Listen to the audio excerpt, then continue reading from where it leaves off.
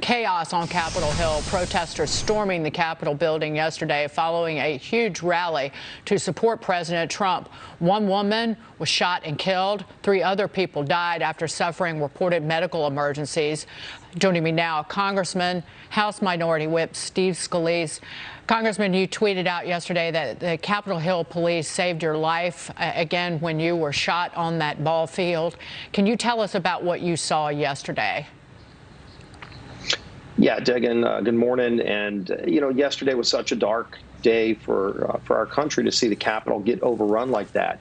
And, we were in the middle of a debate dealing with the constitutional duty to count electors. And, we're in the middle of that debate. I was participating in that debate. And next thing you know, my Capitol Police detail that's with me came over and said, "We've got to go." And it was just very quick and alarming that, we had seen that there were a lot of people outside, but that you would start hearing reports they were starting to breach some of the perimeters of the Capitol and ultimately breached the House itself. And not the House chamber, but the Senate chamber was breached. The Capitol itself was breached.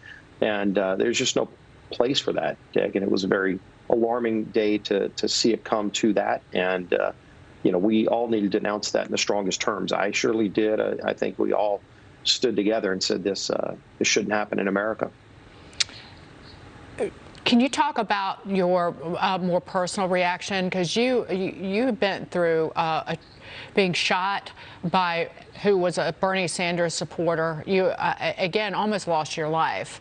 To have to experience that yesterday, I was listening to you on the phone on Fox News when you literally came together as lawmakers because you knew that you needed to resume, as you pointed out, that constitutional duty and to certify the Electoral College. And just, again, from a personal perspective, what your feelings were yesterday as you were going through all of this. Yeah, there were a lot of emotions and, some deja vu flashback to that day 3 years ago on the ball field where it's a surreal moment. And you're not expecting that. Mm-hmm. And again, sitting in the House chamber, just conducting a daily debate, might have been a heated debate. We have a lot of those. You surely don't expect that the Capitol's going to get overrun. And that's, I think, where the emotions came out. I worried about the Capitol police officers who were being attacked. I worried about my colleagues who were there. And, we had a lot of questions along the way. And once we got together as House and Senate leaders later that day, we talked about how to get the Capitol back. And it was critical that we get control back of the Capitol and get back to work that day. Mm-hmm. You can't let that happen. There was a lot of anger that I had that it shouldn't have happened, but mm-hmm. that we can't let it win the day. We can't end the day with us being denied the ability to get back to work and do the people's business. And we made that very clear to law enforcement authorities from the Secretary of Defense on down. I was in conversations with many of those officials, and we talked about the importance of getting control back that day, because not only people all around the world country were alarmed and watching, but people all around the world were too. And it shouldn't have happened, but we had to send the message that we were going to get back control of the Capitol and get back to work that same day, and we did. I've pointed out the quick, rapid, forceful move to condemn what was going on yesterday on Capitol Hill, inside the Capitol, particularly by Republicans and conservatives.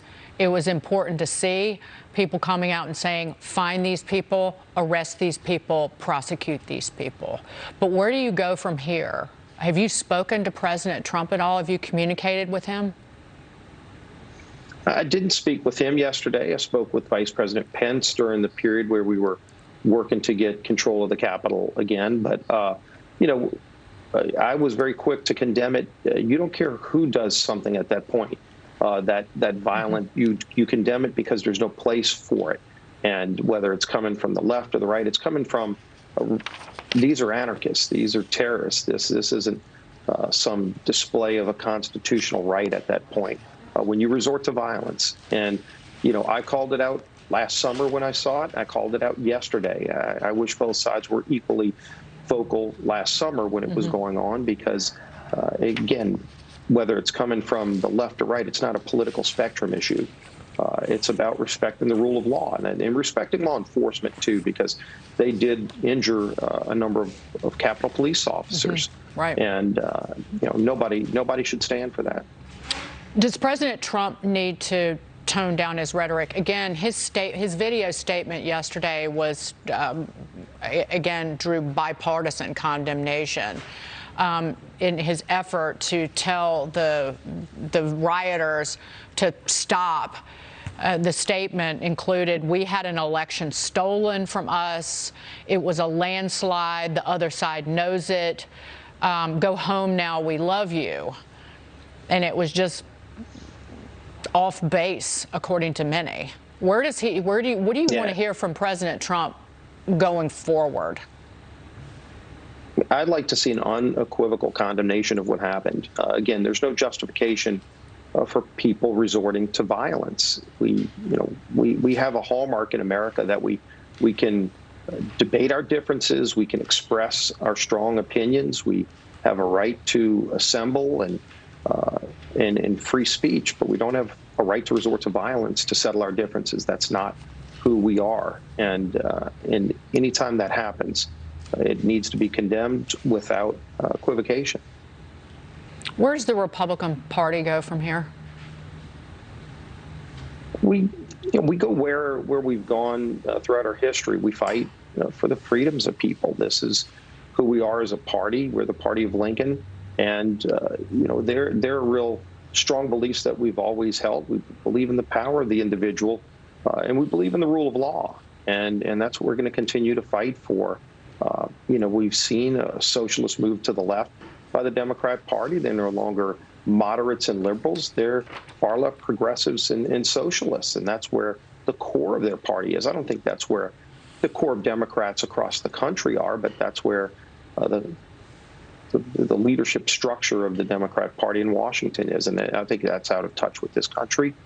And we've got to continue to lay out a strong alternative for what our view of America is, and I think we need to do a better job of that.